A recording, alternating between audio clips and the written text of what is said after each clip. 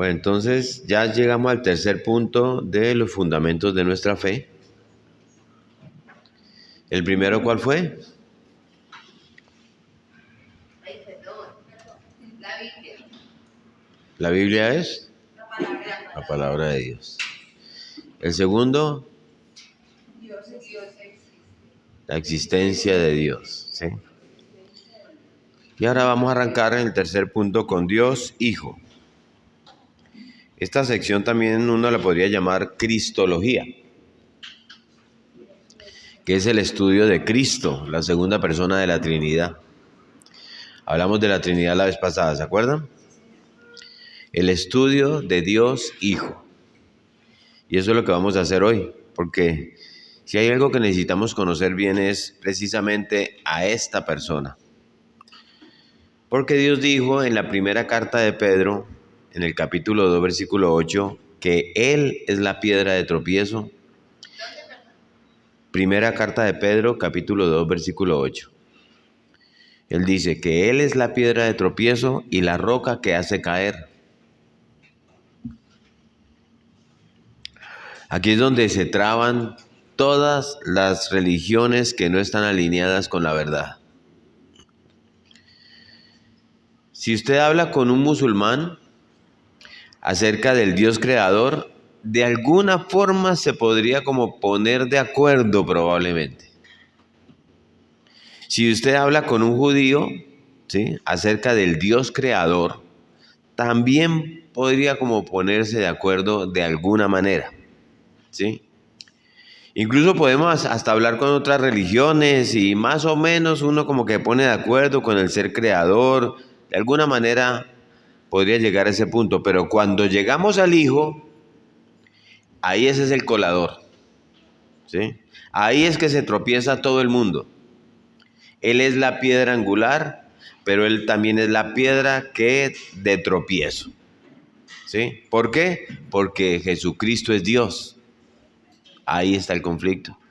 Entonces, el primer punto que, si ustedes alcanzan a leer allí, pues no sé, que está en la diapositiva de 13 puntos que vamos a tocar hoy, para poder hablar y estudiar sobre el Dios Hijo, es Jesucristo es Dios, ¿sí? Dios reveló en su palabra, a través del Evangelio de Juan, que Jesucristo era Dios. Vaya al Evangelio de Juan. Acompáñeme ahí. Juan, capítulo 1, versículo 1.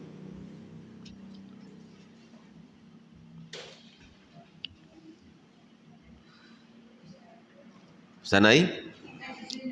Ok, ahí dice, en el principio era el Verbo, y el Verbo era con Dios, y el Verbo era Dios. O sea, no solamente era Dios, sino que estaba con Dios, ¿sí? O sea, está hablando de otra persona porque si estoy con alguien, pues ahí eso es otra persona. Otra persona que además era Dios, porque dice, era con Dios y era Dios, ¿sí? La palabra con, ahí en el griego, es la palabra pros, ¿sí? Que es estar con en un sentido íntimo, ¿sí? Hay otras, el griego es muy preciso y el griego antiguo también, por eso Dios lo permitió porque es como fácil de estudiar y de poder determinar esas cosas.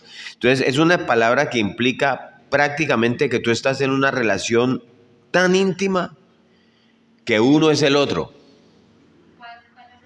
Pros, ahí con, cuando dice el verbo era con Dios, ¿sí? De manera que lo que Juan está diciendo ahí, ¿qué es para leerlo como en español? Y es, en el principio era el verbo, y el verbo era con Dios de tal forma que prácticamente uno es el otro. Sí, esa es como la manera de entender ese pasaje allí. Y el segundo punto que pasamos es Jesús es eterno. Ahí está en el segundo punto. ¿Sí? Entonces, sabemos acerca de la divinidad de Jesús, ¿sí?, en el primer versículo de Juan, porque era Dios y estaba con Dios. Pero también dice, en el principio era el verbo, ¿sí? Ese verbo desde el principio estaba con Dios y era Dios. Sí lo podemos mirar así, ¿sí? Entonces, eso nos habla de la eternidad de Jesús, que otros versículos de la Biblia también nos hablan. Pero entonces, miren, en ese solo pedacito nos habla de que Él era Dios, de que estaba con Dios, era otra persona y que además es eterno, ¿sí? Y además Jesús, tercer punto, es el agente de la creación.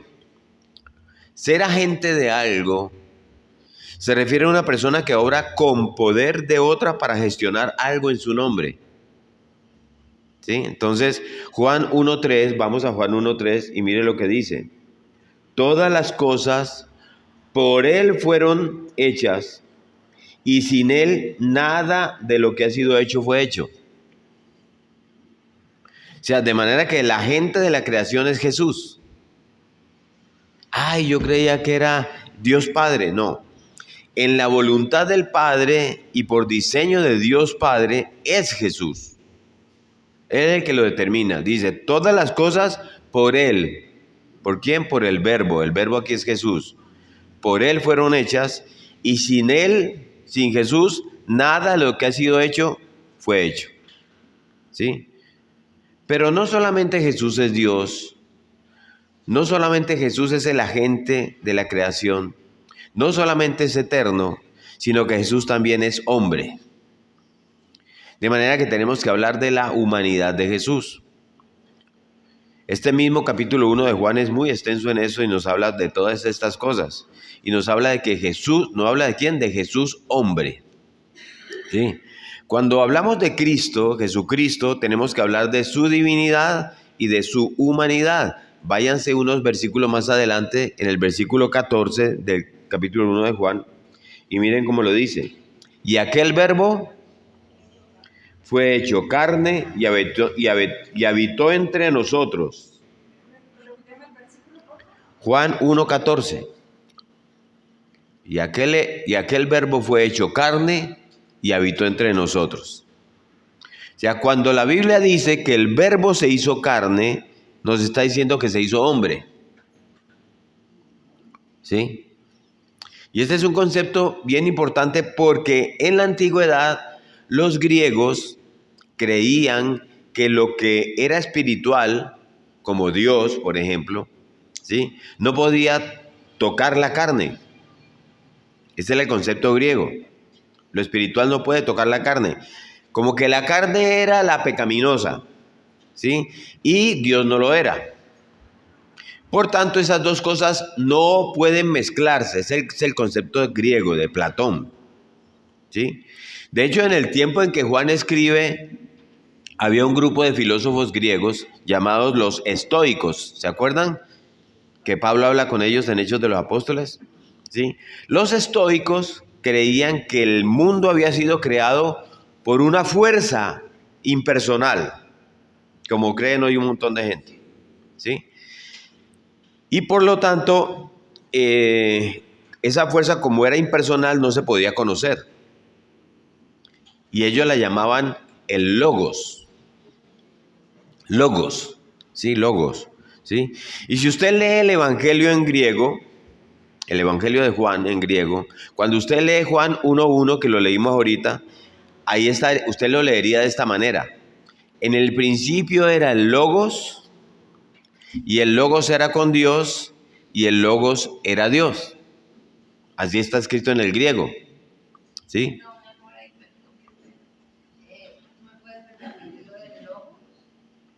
Los estoicos, una corriente filosófica, ellos creían que el mundo había sido creado por una fuerza impersonal a la que ellos llamaban el Logos, que nadie la podía conocer, ¿sí?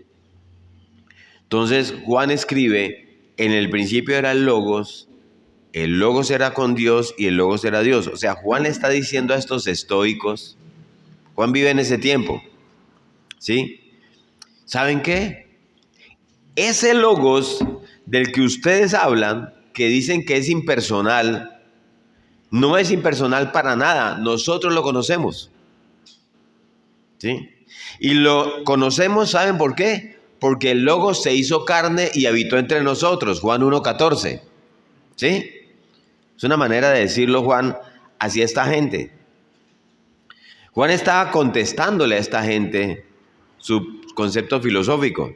Entonces, la palabra de Dios nos habla de la humanidad de Jesús y nos habla de diferentes formas.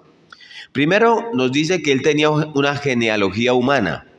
¿Se acuerdan? Era descendiente de David, de la tribu de Judá. ¿Se acuerdan? Entonces, nos habla de que la humanidad de Jesús, él tenía una genealogía humana. Segundo, nos dice que él era de carne y hueso. Y créanme que eso lo vamos a entender por qué hablar de eso. Váyase a Hebreos 2:14. Carta a los Hebreos.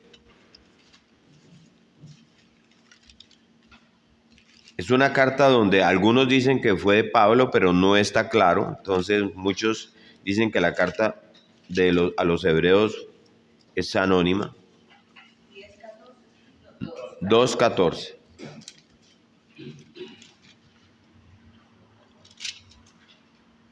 Dice, así que, aquí está hablando de Jesús, ¿sí?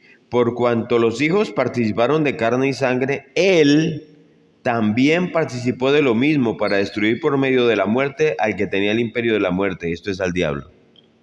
Aquí está diciendo que él también participó de carne y sangre, ¿sí?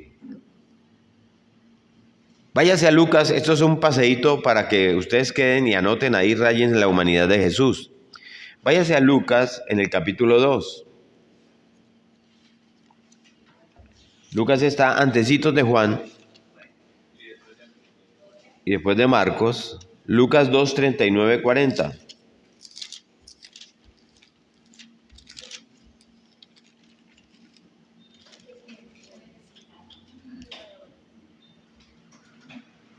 Dice, después de haber cumplido con todo lo prescrito en la ley del Señor, volvieron a Galilea, a su ciudad de Nazaret, José, María y Jesús. Y el niño, este es Jesús, crecía y se fortalecía y se llenaba de sabiduría y la gracia de Dios era sobre él. Así es como nosotros los humanos de carne y hueso crecemos. ¿Sí? Él no era un bebé sabio. Sí, él fue creciendo como todos los seres humanos en sabiduría.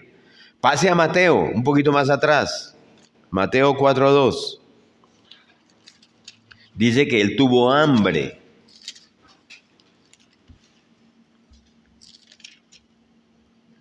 Y después de haber ayunado 40 días y 40 noches, tuvo hambre. Y usted se va ahí adelantico a Mateo 8, él le dio sueño.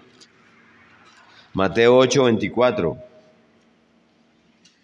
Y he aquí que se levantó en el mar una tempestad tan grande que las olas cubrían la barca, pero él dormía. ¿Sí? Y volvamos a Juan 4, porque él también se cansaba. Juan 4:6 dice, y estaba allí el pozo de Jacob.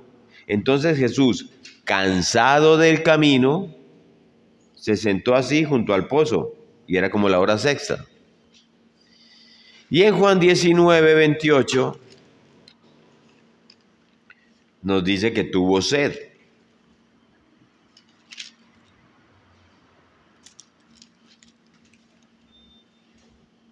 Después de esto, sabiendo Jesús que ya todo estaba consumado, dijo, para que la escritura se cumpliese, tengo sed. ¿Sí? O sea, cosas que los humanos en carne y hueso hacen, experimentan. ¿Sí? Y si alguien se está preguntando, pues ¿para qué necesitamos ver eso? Porque pues, ya lo sabemos, ahora lo van a ver. ¿Por qué necesitamos tener ese conocimiento? ¿Sí? Jesús lloró. ¿Se acuerdan? Frente a la tumba de Lázaro. ¿Sí? De modo que él tuvo emociones humanas. Jesús sudó, incluso gotas de sangre. Todas esas cosas son cosas que el ser humano experimenta. Nos está hablando de la humanidad de Jesús. Cosas que si Cristo hubiera sido simplemente una representación de Dios, o si él no hubiera sido humano, él no lo hubiera experimentado. ¿Sí? Todo eso nos habla de su humanidad. Jesús, hombre, ¿sí? Lo que pasa es que cerca de 250 años después de Cristo, un obispo, en este tiempo los llamaban obispos a las cabezas de las iglesias, el obispo de Alejandría, una ciudad en África del Norte, de parte del imperio de los Ptolomeos, no sé si se acuerdan, que se llamó Alejandrino Arrio, él postuló una nueva doctrina, ¿sí? Él creó un nuevo movimiento, ¿sí? O sea, las herejías siempre han existido desde el principio. Este fue el arrianismo, ¿sí? ¿Y qué era lo que el arrianismo postulaba?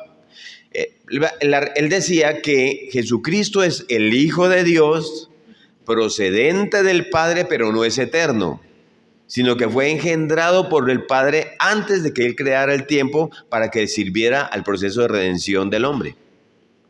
Eso es lo que decía Arrio. Entonces, apenas usted dice que Jesucristo es creado, no le puede conferir divinidad a Jesús, ¿sí? No puede decir que Jesucristo es Dios. Nos tiraríamos del primer punto. ¿Sí me hago entender? ¿Sí quedó claro? ¿Sí? Porque Dios por naturaleza nunca ha sido creado. Él siempre ha existido. Jesús siempre ha existido. Entonces, el arrianismo le roba la divinidad a Jesús y lo presenta como un hombre especial, creado por Dios para todo esto, pero un hombre. Entonces, si usted hace eso, usted negó la fe cristiana entera. Eso es una herejía. Entonces, este arrianismo es que Cristo no es Dios. ¿Sí? Esa corriente, 250 años después de Cristo. Y aparece otra herejía con lo exactamente contrario, que Cristo no fue hombre. Eso se llamó el docetismo. Docetismo, que fue parte del gnosticismo de esa época, que negaba la encarnación de Cristo. Como ellos creían que lo divino no podía mezclarse con la carne, como Platón, entonces Cristo, Él no se pudo haber encarnado, porque no se puede mezclar con la carne. ¿Sí? ¿Me siguen? Entonces, este movimiento gnóstico permanece hasta el día de hoy. Hay gente que todavía sigue creyendo eso. Gnóstico significa los que saben, los que conocen. Gnosis es conocimiento, ¿sí? Entonces, para esta gente, la salvación se produce a través de conocimientos secretos que usted llega a alcanzar. Ahí usted lo encuentra hoy día en la calle, ¿sí? De ahí la palabra gnóstico, conocimiento. De esa corriente gnóstica, los docetistas o los docetas, el docetismo, estos docetas, postulaban entonces que Cristo no se encarnó, ¿sí? Y entonces, ¿cómo explicaban ellos que hubo un hombre que lo vieron caminar con tantos seguidores, que tanta gente lo vio? Entonces, ¿qué decían ellos? ¿Qué era entonces? Entonces, para ellos era una especie de fantasma, literalmente, ¿sí? O sea, un ser con apariencia humana, decían los docetistas. ¿Sí? El docetismo viene del griego dokeo, que significa parecer, apariencia. ¿Sí? Entonces Cristo parecía ser un ser humano, pero no era un ser humano. ¿Sí? Y el problema es que la palabra de Dios atestigua que Cristo fue un ser humano, lo acabamos de ver. Nació de una virgen, además. Estuvo 9 meses en un vientre mientras María, en el embarazo de María, ¿sí? Y esto es importante saberlo y entenderlo porque nos ayuda también a entender las cartas de Juan, ¿sí? Y a ser cuidadosos con su interpretación. Miren esto, fíjense lo que Juan dice. Vaya a la carta de Juan, a la primera carta de Juan. Primera carta de Juan, en el capítulo 4.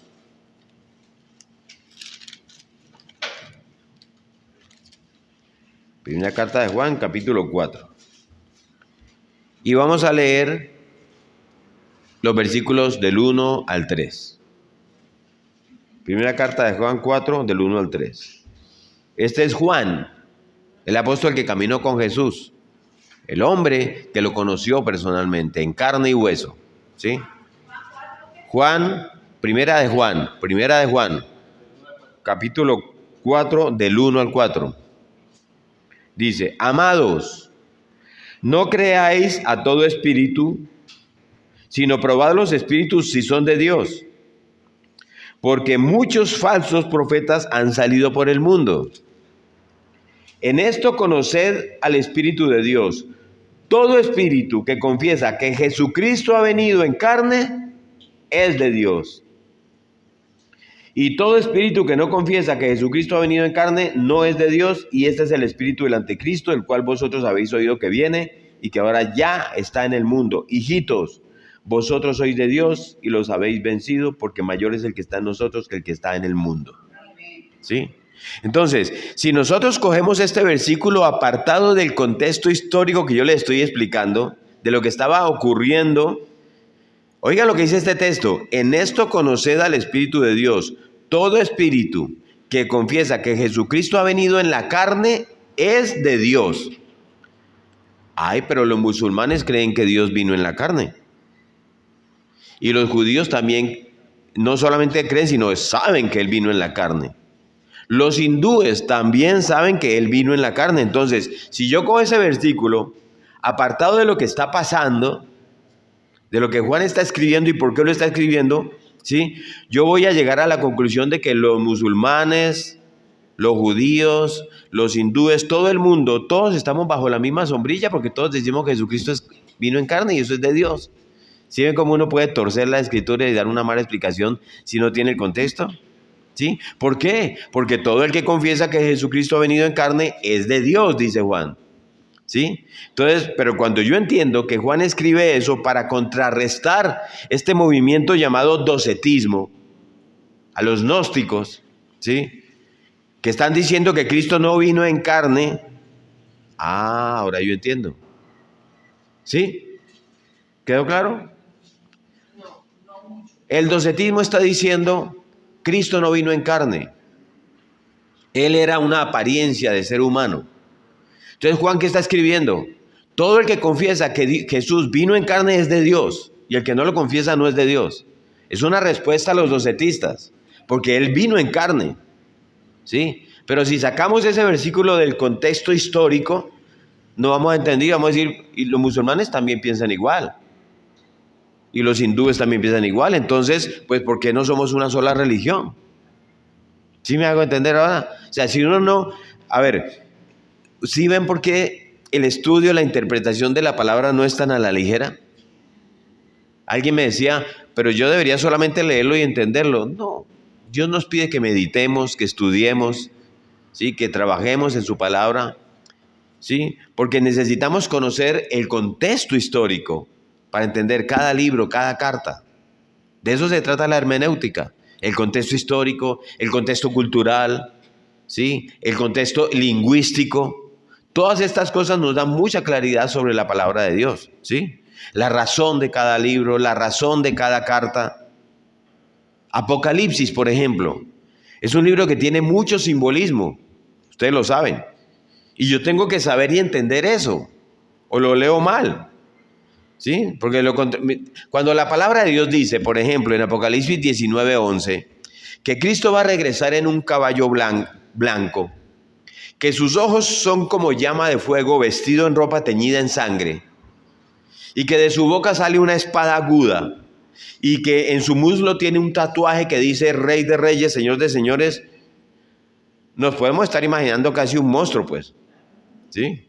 A menos que yo entienda, si no, ese es un libro simbólico, ¿sí? Y yo necesito entender esos símbolos y lo que esos significan, es eso, ¿sí? Ahora, algo que ha causado mucho problema en la historia de la iglesia es la unión de las dos naturalezas de Cristo. La unión de su divinidad y de su humanidad, ¿sí? Así que vámonos a la carta que Pablo le escribe a los filipenses, la iglesia de Filipos, y vayan al capítulo 2, versículos 6 y 7. Filipenses,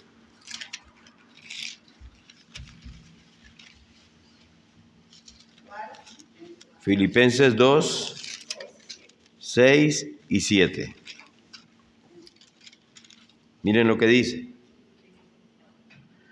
El cual, este es Cristo, siendo en forma de Dios, no estimó el ser igual a Dios como cosa que aferrarse, sino que se despojó a sí mismo, tomando forma de siervo, hecho semejante ¿a quién?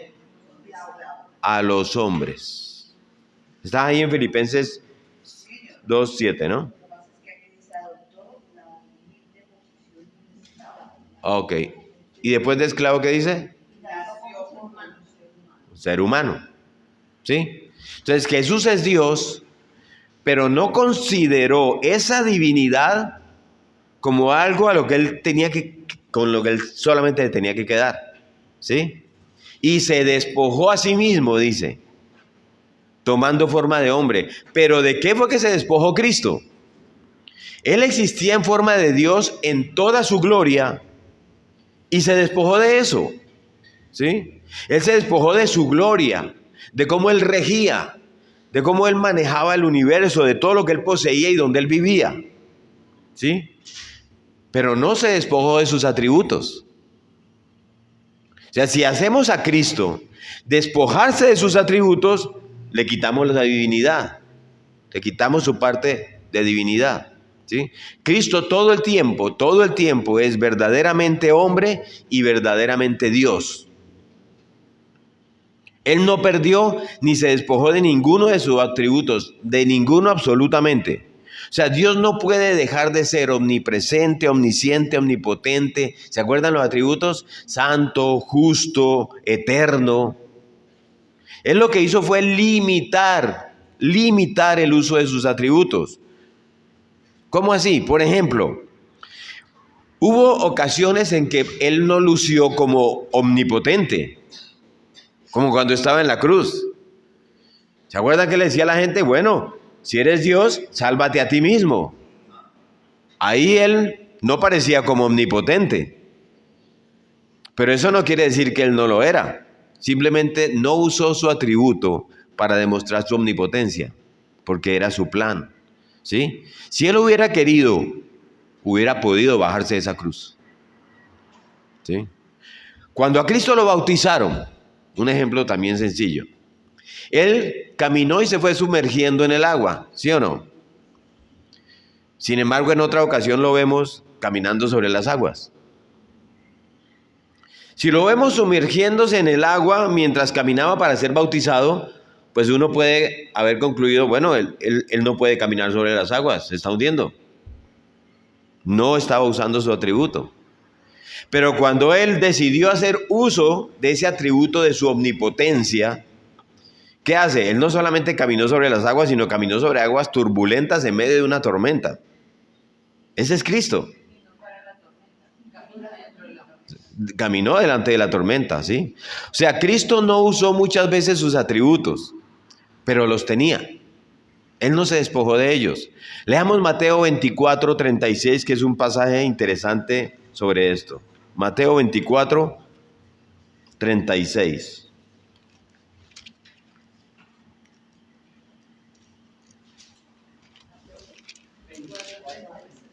24, versículo 36. ¿Sí? Él está hablando sobre la venida del hombre, ¿no? Entonces los apóstoles le hacen la pregunta, ¿sí? Y él dice, pero el día y la hora nadie sabe, ¿no? ¿Cuándo va a ser el fin? Le dicen los apóstoles. Y él dice, el día y la hora nadie lo sabe, ¿sí? Ni aun los ángeles de los cielos, sino solo mi Padre. Ah, entonces, ¿sí? ¿No que él es omnisciente y todo lo sabe? ¿Sí? O sea, parecería como que hay algo que él no sabía. Bueno, él había limitado el uso de su omnisciencia para saberlo por razones que la palabra no nos revela. ¿Sí? Pero si él hubiera propuesto conocer esa información haciendo uso de su omnisciencia, él hubiera sabido inmediatamente. ¿Sí me entienden? O sea, él limitó sus atributos. ¿Sí? Porque, señora. Pero aún así, siendo Dios, obviamente no lo sabía, pero como era algo que tenía que sorprender al mundo, pues obviamente no iba a revelar el secreto del Padre. Si él dice eso, estaría mintiendo. Si él dice, ni yo lo sé, eso lo digo para que ellos, para no decírselos, estaría mintiendo. Y Cristo no miente. O si no, estaría pecando. ¿Sí? Ese es el análisis que uno debe hacer. Lo que él está haciendo es que, siendo hombre, limitó su omnisciencia. Y que Dios, siendo Dios, Él es el que conserva toda la sabiduría. Sí. Pero tenemos que entender eso, ¿sí? Porque cualquiera nos puede decir, no que tu Dios no miente, mira, ahí con tal, sea buena o malo el propósito, sea malo o bueno el propósito, la mentira, Dios dice que es pecado. Entonces Dios no pudo haber mentido. Entonces, ¿qué está haciendo él? Limitando su omnisciencia y diciendo, ni siquiera lo sé yo. ¿Sí? Es una decisión de Cristo. Sí, porque, o sea, me pongo en la cruz, ¿no? A lo que Él iba a saber que iba a pasar en la cruz. Uh-huh. Si Él fuera conocedor desde el principio, desde sus 12 años, hubiera sabido que iba a pasar a los 33. Sí, él sí lo sabía. Él sí lo sabía. Él conocía el plan desde que tuvo uso de razón. Él conoció cuál era su camino y de dónde iba a dar. ¿Sí? Iba a morir en la cruz. Él iba a morir en la cruz. Pero no cómo Sí. iba a morir. Todo Cristo lo sabía. Lo que él nos está diciendo es que lo que nos dice Pablo es, a través de Filipenses, de la carta de Filipenses, es que él se despojó, ¿sí? Él no, ¿cómo es que nos dice la carta? Leamos liberado. Él no... Se despojó a sí mismo tomando forma de siervo, ¿sí? semejante a los hombres. Sí, se hizo hombre, semejante a los hombres. Él lo que hizo fue despojarse. Y ese despojo, lo que hizo él fue despojarse de su gloria, más no de sus atributos. Pero él limitó sus atributos. Él limitó sus atributos y unas veces los usaba y otras veces no los usaba. Como en la explicación del agua, que unas veces si él determinó caminar sobre las aguas, otras veces simplemente se hundió. Era una decisión de él. Y en su omnisciencia él limita también su omnisciencia en el conocimiento de ese punto. Mas él sí sabía que iba a morir y conocía el plan. Estefanía.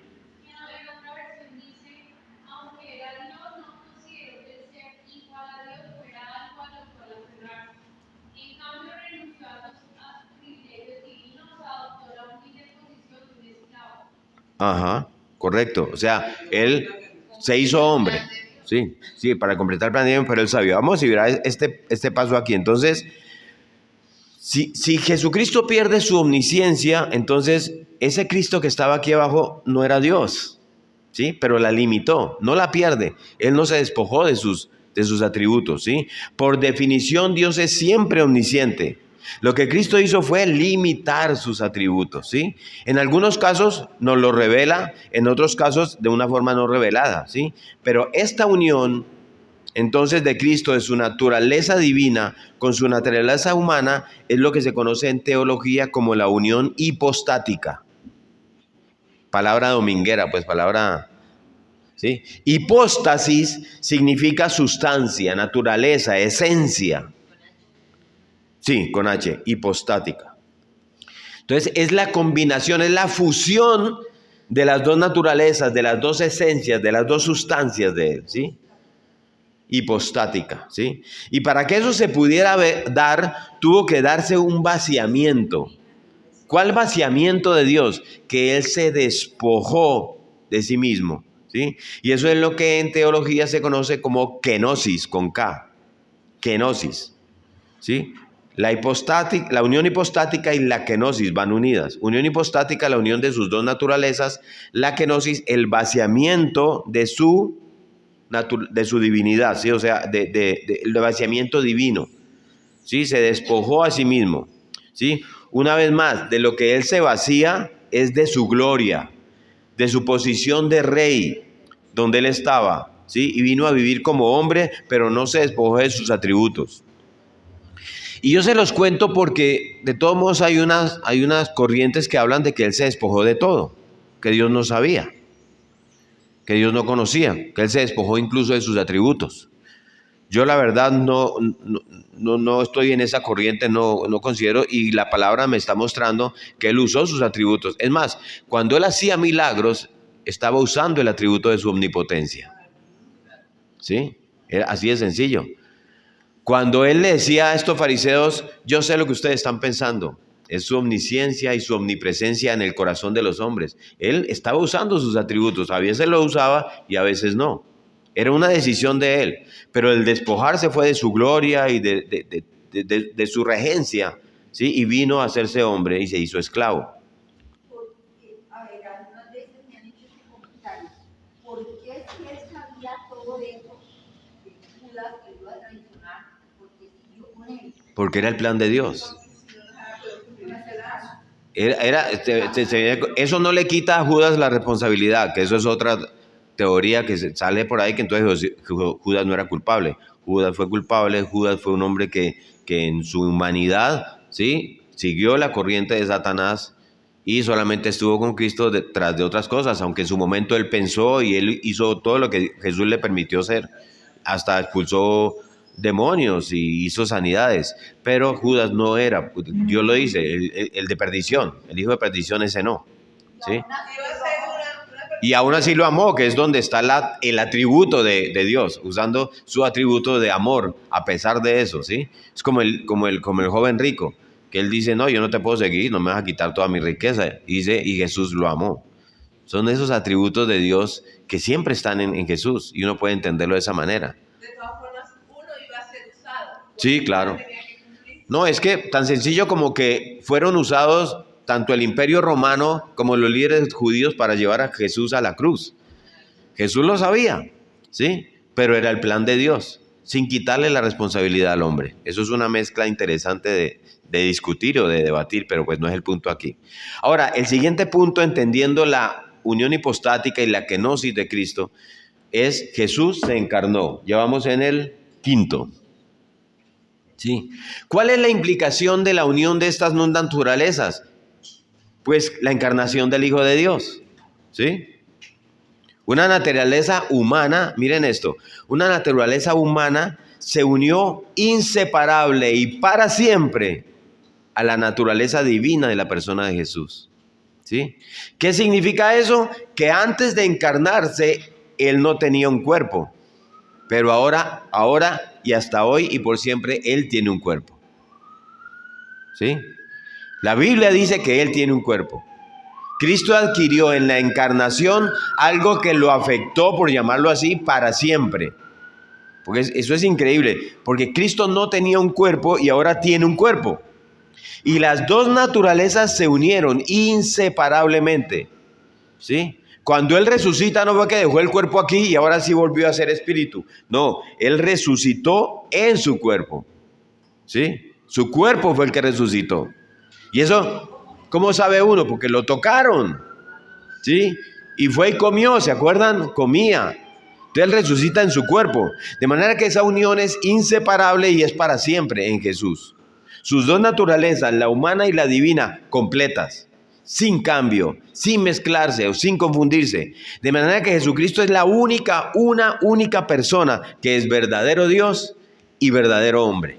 Eso tiene otras implicaciones, pero aquí estamos hablando pues de cristología, pues en una sola sesión, ¿sí? En su primera venida, cuando Él quiso actuar como Dios, actuó como Dios. Hizo señales, hizo milagros, caminó sobre las aguas, detuvo la tormenta, todo eso, ¿sí? Eso no lo limitó, en ese momento su naturaleza humana no lo limitó.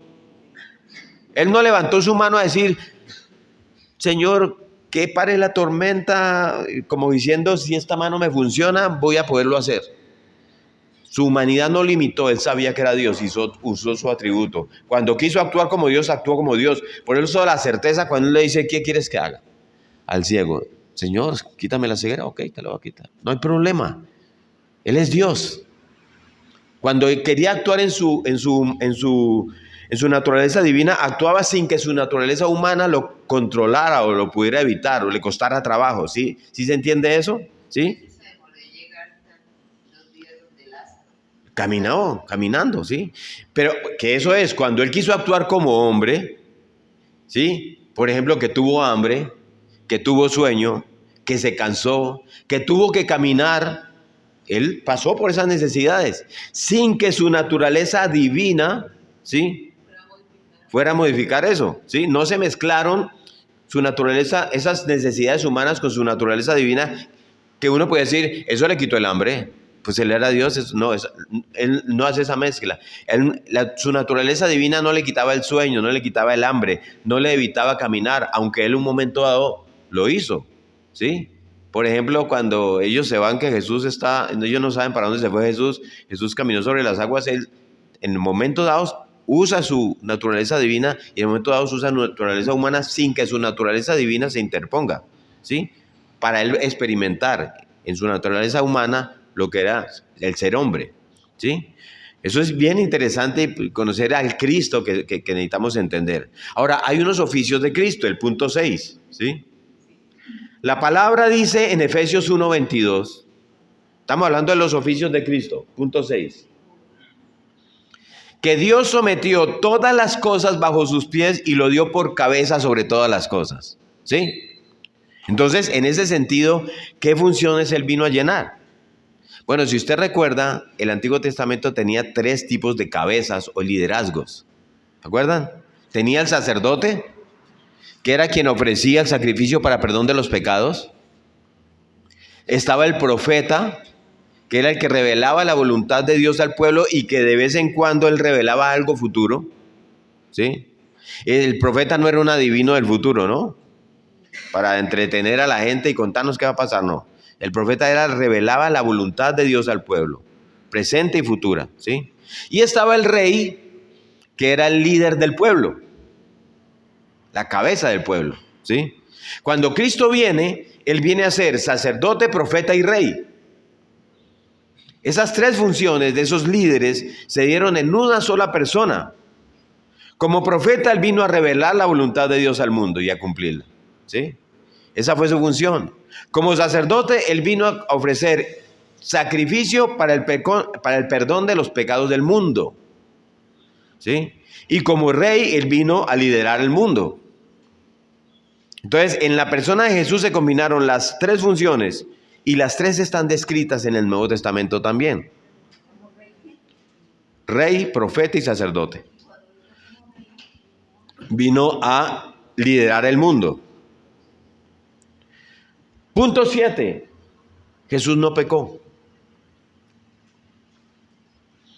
En estos días veía un hereje por ahí en internet, no sé por qué me llegó a mí. Eso, un tipo que no, le habla a los muchachos, lo peor es que le habla a los jóvenes. No, yo no puedo creer en un Jesús que no pecó, porque es que como Jesús peca, Él entiende mi pecado. Yo no puedo creer en un Dios que no entienda mi pecado. Si Él no peca, no me va a entender. Jesús pecó. O sea, hermano, brother, hablaba unas cosas así para hablarle a los muchachos por Dios. Y está ahí en internet y eso lo leen y lo miran, ¿sí? A diferencia de nosotros, en nuestra condición caída, en Cristo no había ni predisposición ni amor por el pecado, ¿sí? Él enfrentó la tentación, ¿sí? Nunca debemos negar que las tentaciones de Cristo eran reales. De hecho, más reales de lo que podremos experimentar nosotros mismos, imaginarnos. A ninguno de nosotros se nos ha dicho que convirtamos las piedras en pan, ¿sí? Teológicamente hablando, si vemos a nuestro Señor simplemente como el Jesús humano, a pesar de que su naturaleza humana era no caída y sin pecado, podríamos considerar que como hay una naturaleza humana, Jesús era pecable, ¿sí? Pero es que Jesús no es simplemente otro Adán. Jesús no fue otro Adán simplemente, aunque es llamado comparativamente el postrer Adán, ¿sí? Él es el Hijo.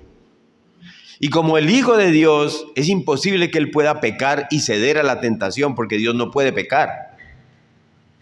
Si Él pecó, entonces Dios pecó, es la Trinidad, ¿sí? La Trinidad. A este nivel la impecabilidad de Cristo es absoluta. Él no puede pecar. O sea, no se basa en... Él no pecó por convicción del Espíritu Santo, ni por el plan redentor de Dios, sino por el hecho de que Él es quien es, ¿sí? Él es el Hijo en su relación con el Padre y el Espíritu Santo. Y como el Hijo, Él habló, actuó, escogió, gustosa y voluntariamente que obedecer al Padre en todas las cosas y encomendar sus causas a Él, ¿sí? De hecho, es esta verdad la que proporciona la base y seguridad del plan soberano de Dios que nunca cambia. Y en última instancia explica por qué en Cristo todos los propósitos de la gracia no pueden fallar. Leamos 1 de Pedro 2:22 porque nos dice eso. Primera carta de Pedro 2:22.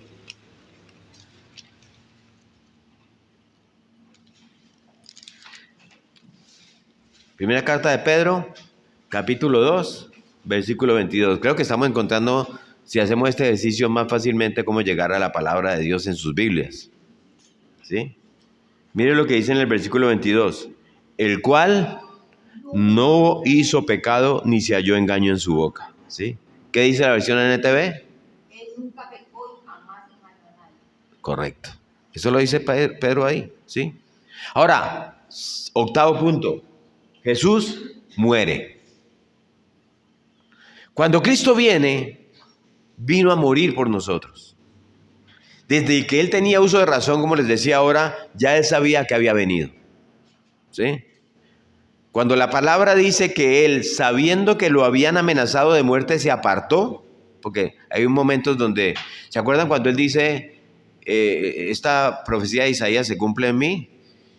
Que todo el mundo de la tierra quedan callados mirándolo a los ojos y luego lo sacan y lo quieren apedrear para morir. Dice que Él se aparta, ¿sí? Él no se apartó porque le salió corriendo a la muerte, sino porque él sabía que, él sabía que había venido a morir, pero Él se apartó porque la hora no había llegado, ¿sí? Y Él tenía que cumplir un plan hasta que llegara la hora. Entonces su muerte es importante entenderla para ver qué fue lo que Él vino a hacer por nosotros. Entonces un primer subpunto del punto 8 es que su muerte fue vicaria. Vicaria significa sustituto. Por eso es que la doctrina católica, si usted ha oído, se habla de que el Papa es el vicario de Cristo. ¿Sí? El sustituto de Cristo es lo que está diciendo ahí. Lo cual la palabra no apoya para nada eso. ¿Sí? Vamos a leer la primera carta a Timoteo. Está más adelantico de la de primera de Pedro. Perdón, antes. Vamos, carta a Timoteo. ¿Sí? Primera carta a Timoteo, capítulo 2. Versículo 6.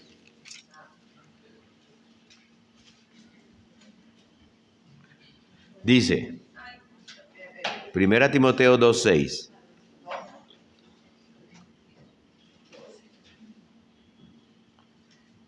El cual se dio a sí mismo en rescate por todos, de lo cual se dio testimonio a su debido tiempo. Él se dio por todos. Su muerte fue vicaria. ¿Sí? Hay otros versículos que nos hablan de esta sustitución que Él hizo por cada uno de nosotros, ¿sí? A Cristo le pasó en la cruz algo que me tocaba que me pasara a mí, ¿sí? Eso es lo que es la muerte vicaria de Cristo.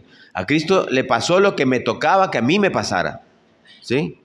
Pero, entonces, ¿qué hizo? Me sustituyó. Su muerte fue vicaria.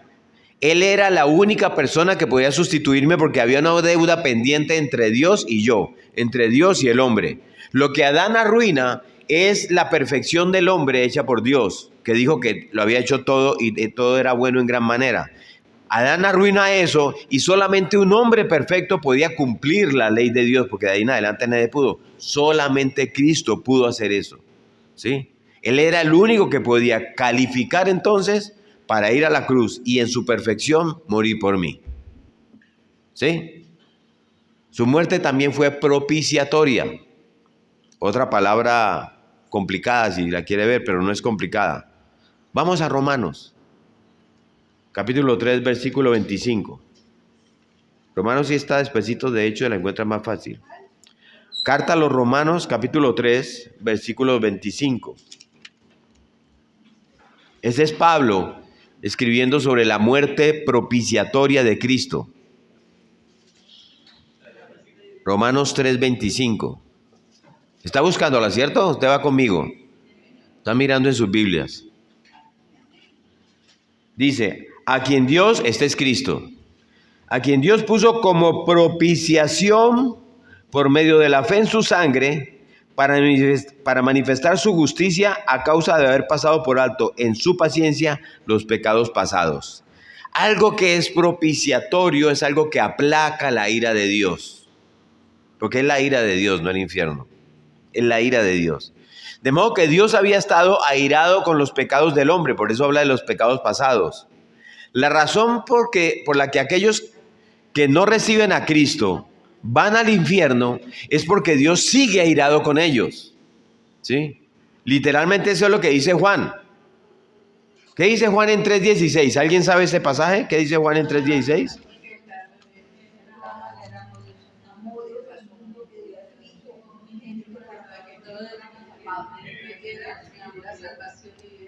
Ok, listo. Pero si usted sigue leyendo, allí en Juan 3, ¿sí? Se va a encontrar en este capítulo 3 con un versículo que es el 36. Entonces usted llega hasta Juan 36. Ya sabemos qué dice Juan 3:16, ¿sí? Pero en Juan 3:36 dice, 3:36, el que cree en el Hijo tiene vida eterna, pero el que rehúsa creer en el Hijo no verá la vida, sino que la ira de Dios está sobre él, ¿sí? O sea, lo que remueve la ira de Dios sobre mi persona, ¿qué es? Es que yo haya aceptado el sacrificio propiciatorio, el sacrificio que removió la ira de Dios contra mis pecados, ¿sí? ¿Entiende eso? Por eso su muerte fue propiciatoria, propició que la ira de Dios se aplacara sobre mí, ¿sí? Cuando yo no acepto ese sacrificio, la ira de Dios permanece sobre mí. Ahí dice en Juan 3:36. Y eso es lo que me envía al infierno, literalmente. Por eso Dios dio a su Hijo como propiciación, ¿sí? La muerte de Cristo ocupa un lugar destacado en el Nuevo Testamento. Los últimos 3 días de la vida de Cristo, de nuestro Señor, que tienen que ver con su muerte, representan cerca de la 1/5 parte de las narraciones de los 4 evangelios, el 20%, ¿sí? Mejor dicho, si nosotros fuéramos a escribir el resto de los eventos de la vida de Cristo, ¿sí? De una forma tan detallada como están detallados los últimos 3 días que tenían que ver con su muerte, entonces la historia de la vida de Cristo tendría miles y miles y miles de páginas. Porque es muy especial el detalle sobre la muerte de Cristo. ¿Por qué les menciono esto? Para que entendamos la importancia que el Nuevo Testamento le da a la muerte de Cristo. ¿Y qué tiene que ver eso? Porque es que eso es una doctrina que ha pasado a segundo, a tercer y a cuarto lugar en la mayoría de las predicaciones. Ahora no hablemos más de la muerte de Cristo, ¿sí? El énfasis hoy no está en la muerte de Cristo y su resurrección. El énfasis hoy en la iglesia está en cómo ayudarte, cómo manejar tus experiencias, en tus sueños, en los milagros. Las iglesias se llenan cuando usted habla de eso, ¿sí? Y no en el énfasis en la muerte de Cristo y lo que significó la muerte de Cristo, ¿sí? Miren lo que dice Pablo en la primera carta a los Corintios, porque esto es poderoso. Primera carta a los Corintios, capítulo 1, versículo 22.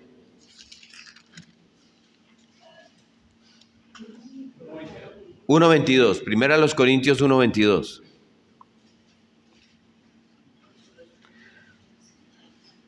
Porque los judíos piden señales y los griegos buscan sabiduría, ¿sí? Allí es donde está la iglesia de hoy en día. Saber mucho y pedir señales. La iglesia de hoy quiere señales, ¿sí? Y Pablo dice más adelantico en el versículo 23, ¿qué dice? Pero nosotros predicamos a Cristo crucificado. ¿Sí ven? Lo que Pablo está diciendo es, déjenlos. Si ellos quieren irse por ese lado, déjenlos. Pero en cuanto a nosotros respecta, nosotros, el centro de nuestra predicación es la cruz de Cristo, su muerte. Ese es el centro de la predicación de todo el Nuevo Testamento. La muerte de Cristo es lo esencial en el cristianismo. La obra magna, es la gloria de Cristo en la cruz.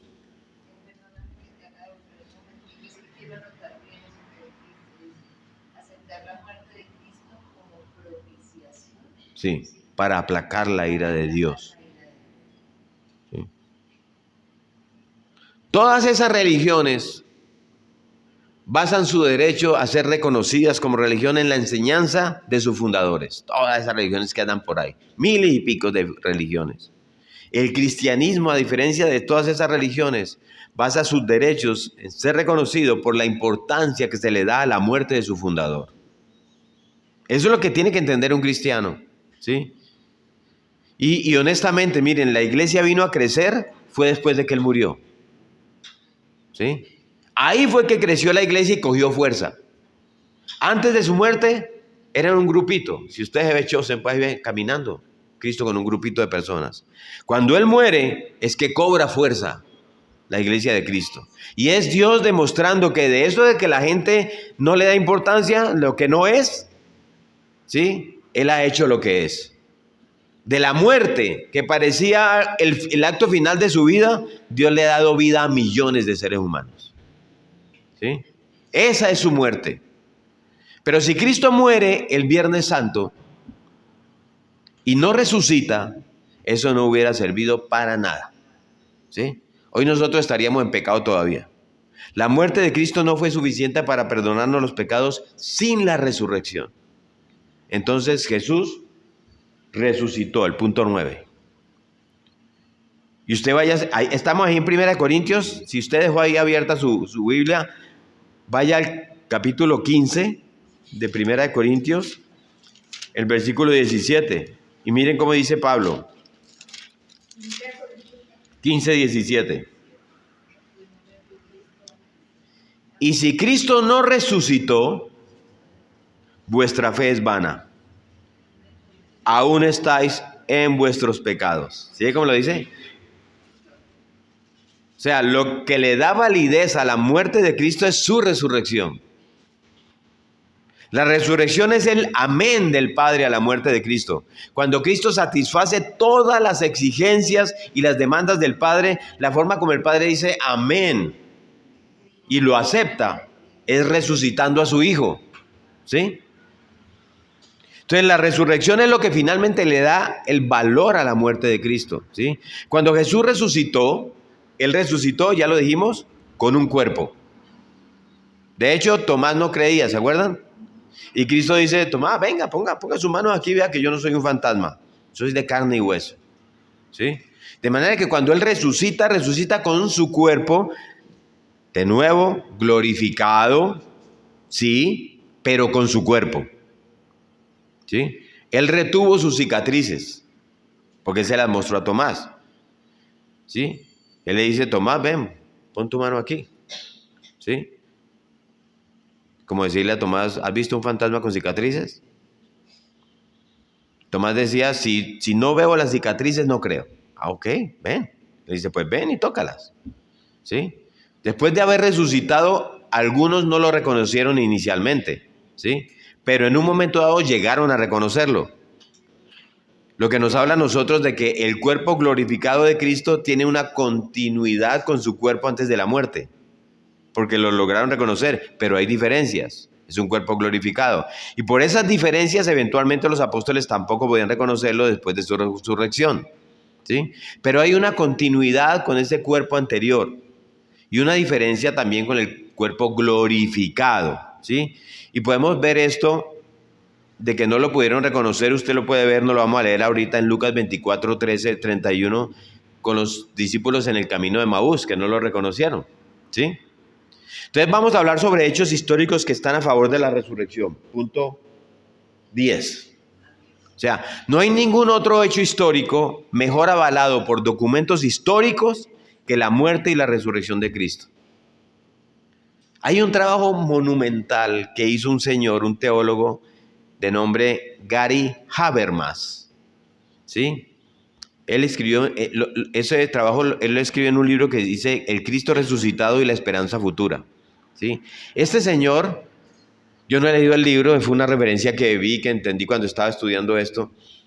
Dice que revisó 1400 trabajos escritos acerca de la resurrección de Jesús desde 1975 hasta el 2003.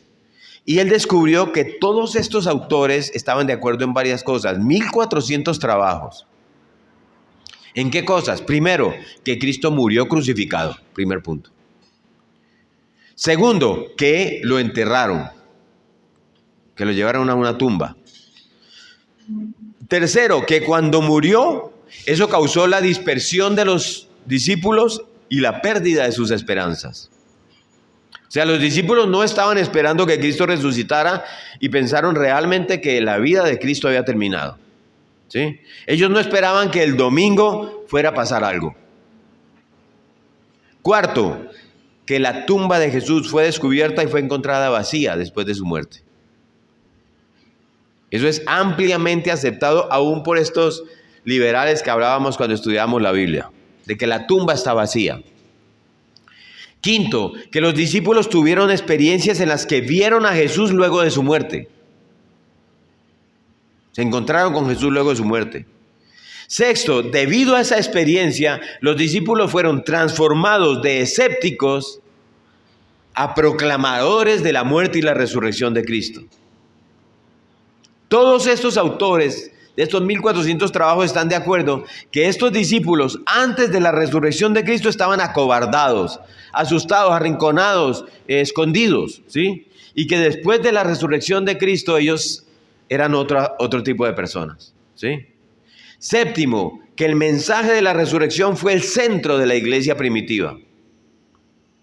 Y como resultado de la predicación de la resurrección, la iglesia nació y la iglesia creció, ¿sí? Lo que le da crecimiento y fuerza a la iglesia es precisamente que Jesús resucitó. El domingo pasó a ser el día de adoración por excelencia, y eso lo vimos cuando estudiamos el libro de Hechos de los Apóstoles. Los judíos tenían cientos de años adorando en el día sábado, y algo ocurre que es tan increíblemente grande, tan que hace que cientos de años de prácticas religiosas de estos judíos en el día sábado sean cambiadas para el domingo. Algo pasó ese domingo, ¿sí? Algo trascendental tuvo que haber ocurrido ese día. Pero eso como ellos no lo reconocen, ellos siguen en el Shabbat. ¿Quiénes son ellos? ¿Pedro era judío? Claro. ¿Pablo era judío? ¿Santiago era judío? Los cristianos son los que empiezan a llevar esto porque el impacto es tan grande, ¿sí? Pero los que se quedaron en el judaísmo se quedaron ahí, ¿sí? Pero esto cambia la vida de todos estos hombres judíos a decir, no, la adoración es en el día del Señor cuando Él resucitó, a judíos. No estamos hablando incluso de gentiles, luego nosotros recibimos eso. El séptimo. El mensaje de la resurrección fue el centro de la iglesia primitiva, ¿sí? El hermano de Jesús, Santiago, otro judío, que es el que escribe la carta de Santiago, ¿sí? Era un escéptico. Él se convirtió a la fe cuando ve a su hermano resucitado, ¿sí? Santiago no creía. ¿Y cómo dice usted, pastor, que Santiago no creía? Porque la palabra dice que ni aun sus hermanos creían en él, ¿sí? Y en el libro de Santiago él mismo se identifica como hermano del Señor, ¿sí? Unos años después, Pablo se convierte por una experiencia en la que tuvo un encuentro con el Cristo resucitado, ¿sí? 1400 trabajos están de acuerdo en que algo monumental pasó en esta iglesia primitiva que cambió cientos de años de prácticas religiosas. Y que hubo hombres que estaban persiguiendo a la iglesia como Pablo y que en un momento dado cambiaron su forma de ser y se convirtieron en seguidores de este Cristo, ¿sí? Y que hubo discípulos que estaban acobardados y que no se atrevían ni a abrir la boca ni a salir de sus casas, y de repente son personas con buen verbo, de repente son personas con una buena predicación, con mucha valentía, con denuedo, que hablaban con denuedo, ¿sí? Entonces la pregunta es, ¿qué fuerza tiene la resurrección? Que creo que es el punto 11, ¿sí? Pablo predica ahí en 1 Corintios, que es la que hemos visto, todo el capítulo 15 de Corintios entero para hablar de la resurrección de Cristo, porque él entiende que si no hay resurrección no tenemos nada. Esa es la fuerza de la resurrección. Él dice incluso, si no hay resurrección, nosotros somos dignos de lástima. ¿Sí? ¿Lo han leído ustedes? Deberían tenernos pena a nosotros. ¿Por qué? Porque no vamos a ningún lado si no hay resurrección. Entonces, si alguien aquí se ha preguntado si todos estos documentos, pero será cierto, o sea, sobre la resurrección de Cristo, no fueron como manipulados, bueno, porque a usted le van a preguntar, ¿sí? Tenemos que hablar de la credibilidad de estos escritos del Nuevo Testamento y vamos a sacar unos minutos para eso. ¿Qué tan creíbles son estos documentos? Olvidémonos ahora de la parte sobrenatural, en la cual creo que ustedes y yo creemos, ¿sí? Históricamente hablando, vamos a poner a través de una prueba de la historia estos documentos de la Biblia. ¿Qué tan confiables son ellos como documentos históricos? Entonces veamos, primero, los historiadores tienen criterios para determinar hasta dónde se puede confiar o no en un libro. Ellos tienen unos criterios, ¿sí? Y uno de esos criterios es quién los escribió. ¿Fueron testigos oculares o alguien al que le contaron que eso sucedió? Pues a esta gente no le contaron. Estos fueron testigos oculares de primera línea los que escribieron el Nuevo Testamento. Y eso tiene mucha importancia para el criterio de los historiadores. Entonces, en segundo lugar, eso lo escribieron a los 100 años que pasaron los hechos, o a los 500 años que pasaron los hechos, o lo escribieron inmediatamente alrededor del tiempo de que sucedieron los hechos. Pues eso lo escribieron entre 25 y 50 años, máximo 60, en relación con los hechos. Está escrito en el Nuevo Testamento. Eso también es importante. Históricamente eso tiene un peso enorme, porque a veces se hablan de libros que se escribieron 200 y 300 años después. ¿Ustedes han oído hablar sobre los evangelios gnósticos, sobre el Código Da Vinci? Que la gente cree en esa bobada, ¿sí? Que se ha vendido bestseller, que hay película, ¿sí? Esos se escribieron entre el segundo y el cuarto siglo después de Cristo, 400 años después. Compare esos libros con los que se escribieron 25 años recién pasados los hechos, con testigos que vivieron los hechos, ¿sí? Tercero, ¿cuántas copias puede haber de esos escritos? Del Nuevo Testamento hay cerca de 5.700 copias en griego. Y hay más de 9.000 copias en otros idiomas. ¿Se acuerdan las traducciones que hablamos al principio cuando estudiamos la Biblia? Casi 15.000 copias. Estoy hablando de los manuscritos de esa época, de los 25, 50 años. Sí, porque esto es una copia. ¿Sí? Sí, si fuera así. Sí, pero copias de los manuscritos. ¿Qué tanta importancia tiene eso? Pues es un número significativo cuando se considera que los estudiosos están inclinados a aceptar 10 o 20 manuscritos para poder considerar que una obra puede ser genuina. 10 o 20, ¿sí? Cuando usted va a la universidad, o si usted fue a la universidad y usted estudia filosofía y le dan los libros de Platón, ¿sí? De esos libros, los manuscritos de Platón, hay 7 copias. Versus 15.000 del Nuevo Testamento. Entonces resulta que los escritos la copia de los escritos manuscritos de Platón, ¿de cuánto datan? De 1200 años después de que se murió. Y los de nosotros, el Nuevo Testamento, de 25, 50 años, alrededor de prácticamente los hechos, después de que Cristo murió. Entonces no hay un solo documento histórico, por eso la Biblia es la Biblia, aunque ustedes ven que la atacan mucho. No hay un solo documento histórico de esa época o anterior a esa época que tenga más peso histórico que los escritos del Nuevo Testamento, ¿sí? No los hay. Usted lo puede buscar y póngalo al lado del Nuevo Testamento si usted quiere, y no lo va a encontrar. Entonces, Cristo murió, Cristo resucitó, por lo tanto, punto 13, la tumba está vacía. 12, perdón.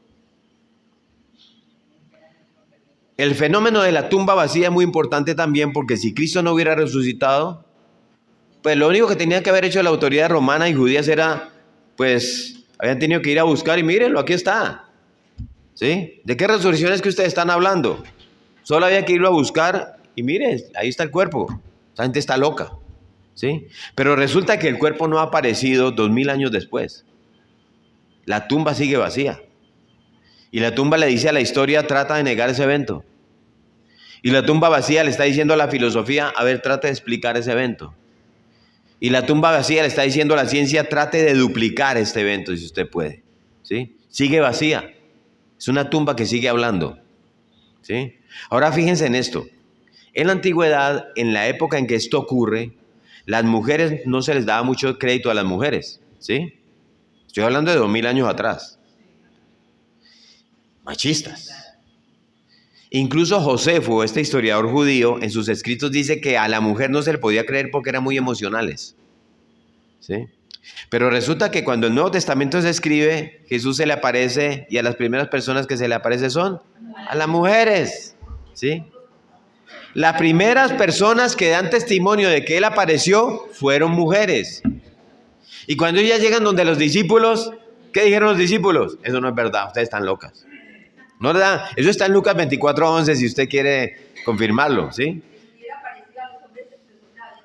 No, normal. Sí. Si el Nuevo Testamento era una componenda para decir que eso ocurrió cuando no ocurrió, entonces ¿ustedes creen que hubieran comenzado por testimonios de las mujeres en esa época? Claro que no. ¿Sí? Hubieran comenzado por testimonios de hombres para que fueran más creíbles. ¿Sí se entiende eso? Machismo y toda esta cosa. Pero comenzó exactamente con el testimonio de las mujeres, porque así fue que pasó, ¿sí? La única forma en que los judíos tuvieron que explicar por qué la tumba vacía, la única forma con ellos se podían explicar eso era porque, no, eso fue, les pagaron un dinero a los soldados romanos para que dijeran que los discípulos vinieron de noche y se robaron el cuerpo. Eso está ahí escrito, ¿sí?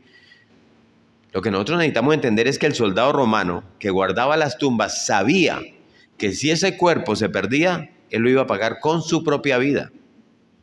O sea, no es cuestión de dinero solamente. A mí me pagaron una platica, pero es que me van a matar, ¿sí? Era que mi vida estaba en juego, ¿sí? Entonces, vamos a decir que se lo robaron mientras los soldados se durmieron, soldados que iban a pagar esa mentira con su vida, no. Otros han dicho que Cristo se desmayó. ¿Ustedes han oído eso? Y lo bajaron de la cruz desmayado y que después ya en la tumba se levantó y se fue y que los soldados ni cuenta se dieron.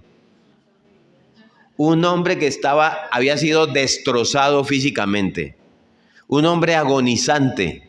Un hombre que había sido desangrado, colapsado cuando estaba en la cruz. Entonces se levantó así nomás, ya pasó, iba a empujar la piedra y se iba a pasar por de frente de los soldados y nadie se iba a dar cuenta. Es más, se habían tomado medidas de seguridad adicionales, porque no solamente se puso la piedra, las autoridades judías le pidieron a Pilatos que pusiera 2 guardas junto a las piedras. ¿Se acuerdan? No vaya a ser que los discípulos vengan, se lleven el cuerpo y digan que resucitó, y dicen ellos, está en la palabra, porque oímos que este hombre dijo que iba a resucitar después de que muriera. O sea, estos judíos líderes, enemigos de Cristo, ¿sí?, sabían lo que Jesús había dicho. Y de manera increíble hasta creían más que los discípulos. De pronto va y resucita. ¿Sí? Los discípulos no creían que iba a resucitar. ¿Sí? Para ellos se murió. Ahí se acabó todo. Y vienen estos a judíos asustados y dicen, ¿y si resucita? Vaya, monte 2 guardas allá. ¿Sí? Así que vamos a poner esta piedra y vamos a poner 2 soldados allí porque este hombre dijo que iba a resucitar. Y vamos al punto 13. La evidencia de los testigos. ¿Sí? La palabra nos habla de que hubo 15 apariciones.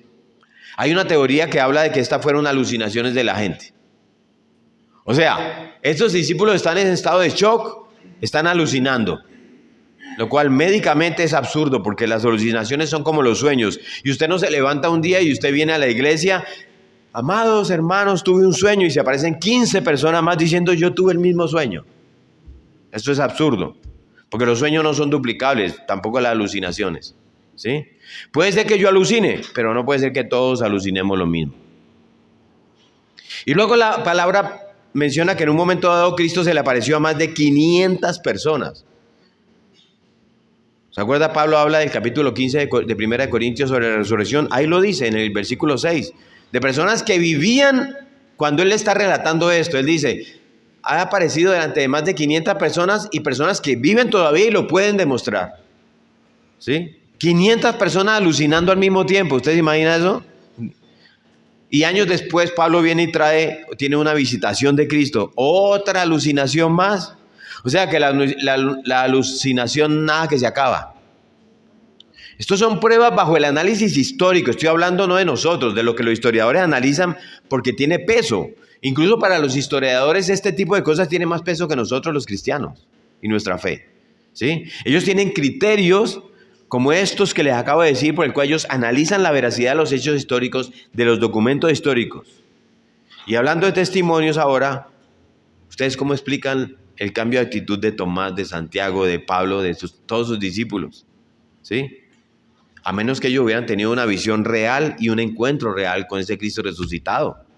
¿Cómo se explica que estos discípulos estuvieran dispuestos a morir y dieron su vida, ¿sí?, antes de negar algo que ellos habían visto? Supongamos que hubiera sido una mentira, usted supóngase, ¿sí?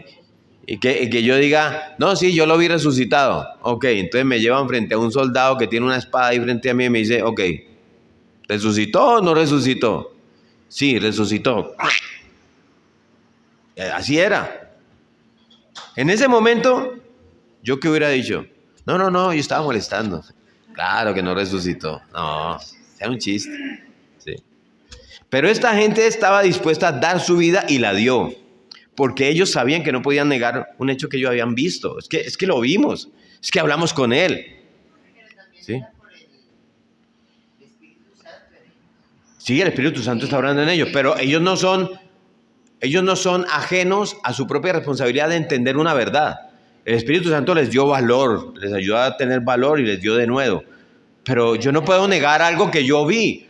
Niegue que usted vio a Cristo resucitar. No puedo, porque yo lo vi. Hasta hablé con él. Eso no necesitaría, digo yo, que el Espíritu Santo me reargulla sobre eso. Es algo muy humano, ¿sí?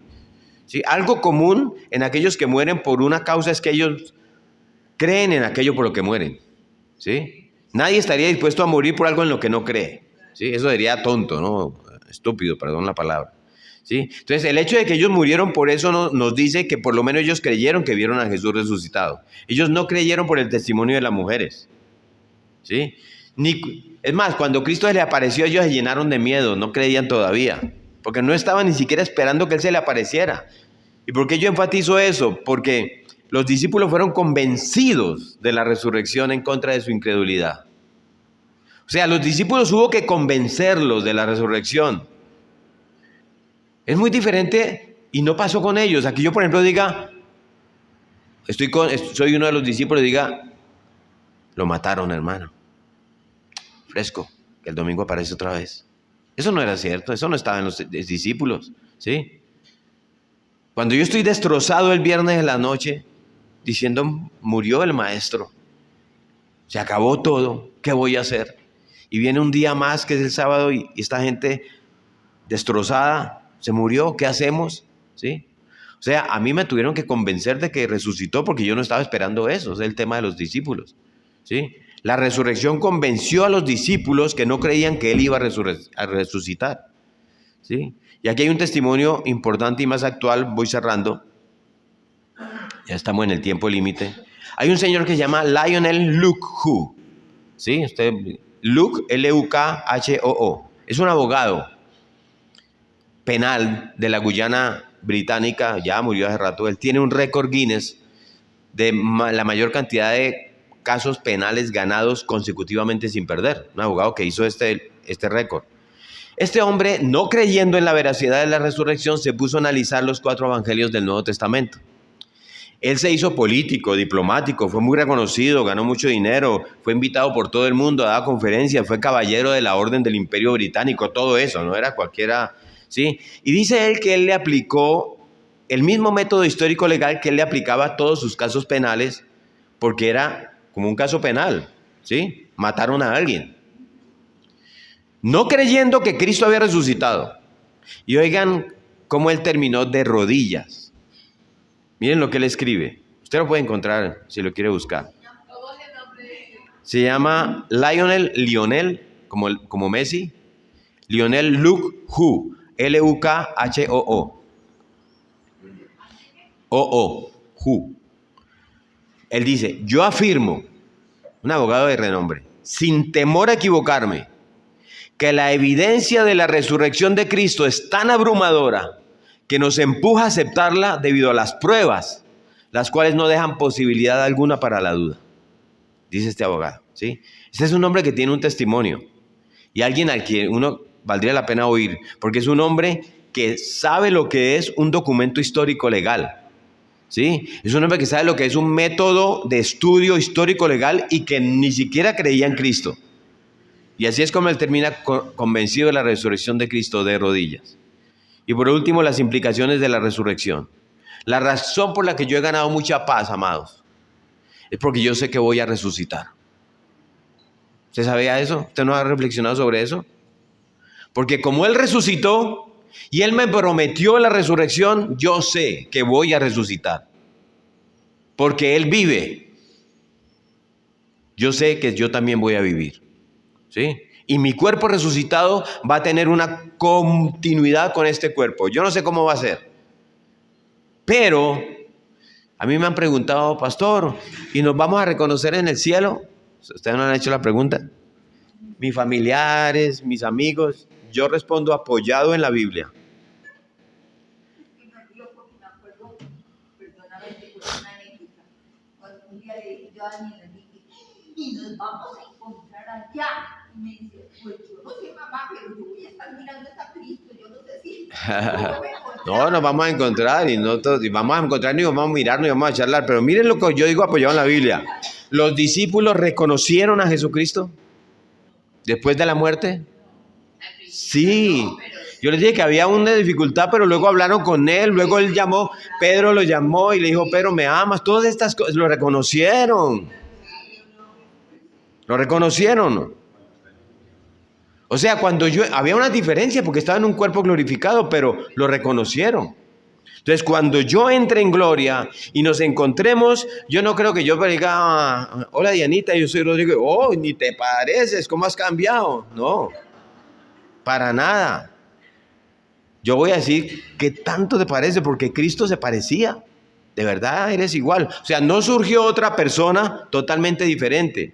Surgió una persona que le dice, que le dice a Tomás, venga, ponga las manos aquí, que soy yo. ¿Sí? De manera que nos vamos a reconocer. ¿Ah? En el mismo cuerpo, pero glorificado. Eso es lo que le estoy diciendo. No sé cómo, si a tu edad joven, adulta, sí, eso no lo dice la palabra, pero lo que nos vamos es a reconocer porque a Cristo le reconoció en un cuerpo glorificado, ¿sí? ¿Sí? Mi cuerpo glorificado va a tener diferencia con el cuerpo actual, claro que sí, sí va a tener. Vamos a Juan 29. Evangelio de Juan, capítulo 20, versículo 9.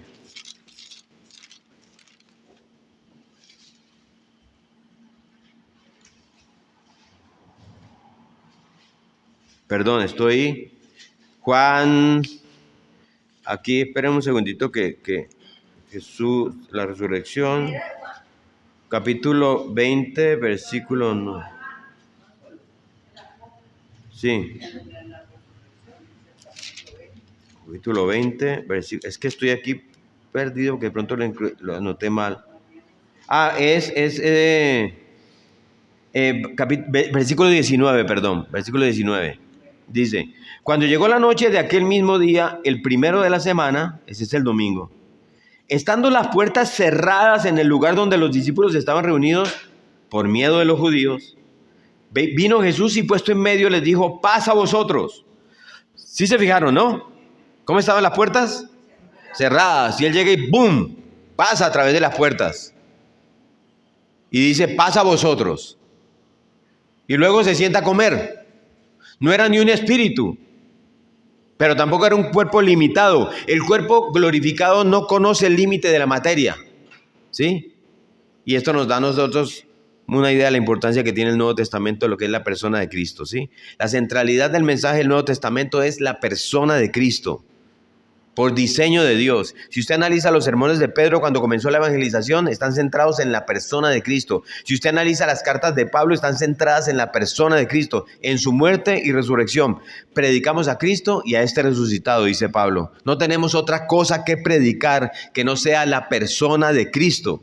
El Espíritu Santo vino a glorificar a Cristo y eso lo vamos a ver en el siguiente fundamento que es Dios Espíritu Santo. Pero ha habido una tendencia a invertir la centralidad de Cristo por el Espíritu Santo, ¿sí?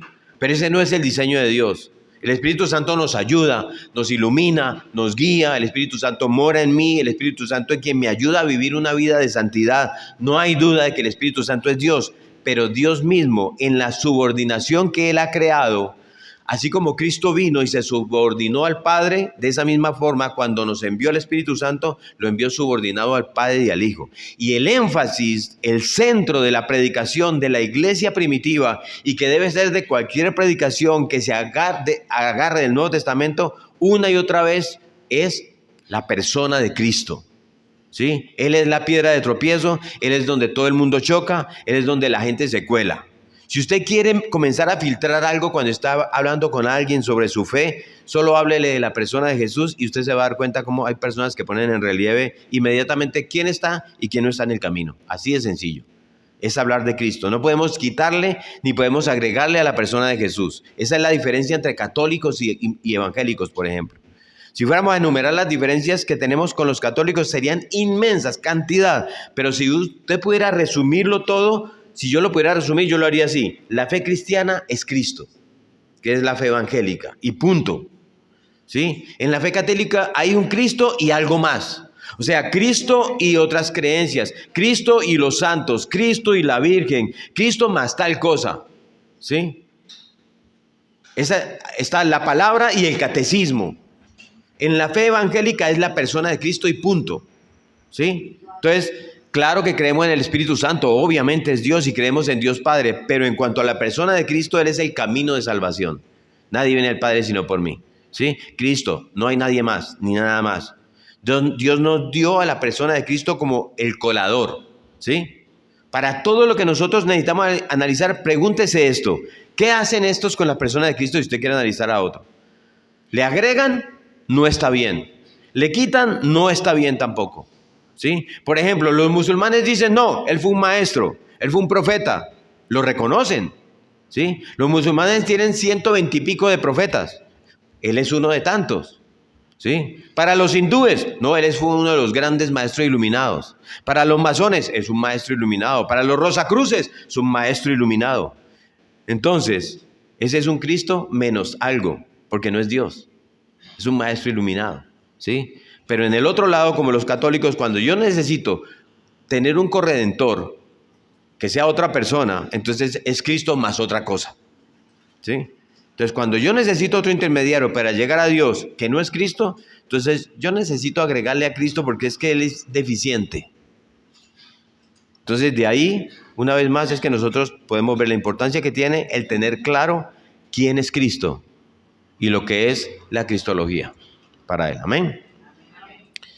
Bueno, una oración, o hay preguntas, inquietudes, aportes. Vale, listo. Entonces, alguien que nos regale una oración. Bueno, Señor, te damos muchísimas gracias por este tiempo que nos regalas y que nos permites estar aquí para conocer más de ti, Señor. Te damos gracias, Padre Precioso, por esa disposición que tienen tus hijos de conocer más de ti y por nuestro profesor, nuestro maestro, que cada día se esfuerzan más, Señor, para que nosotros te podamos conocer más a ti. Gracias te damos por su vida, Señor, y gracias por esta semilla, por esta palabra que queda en nuestro espíritu, en nuestro corazón, para que también sea multiplicada, Señor, porque tú dices que de gracia recibimos, de gracia demos. Gracias, Padre Precioso, por este tiempo.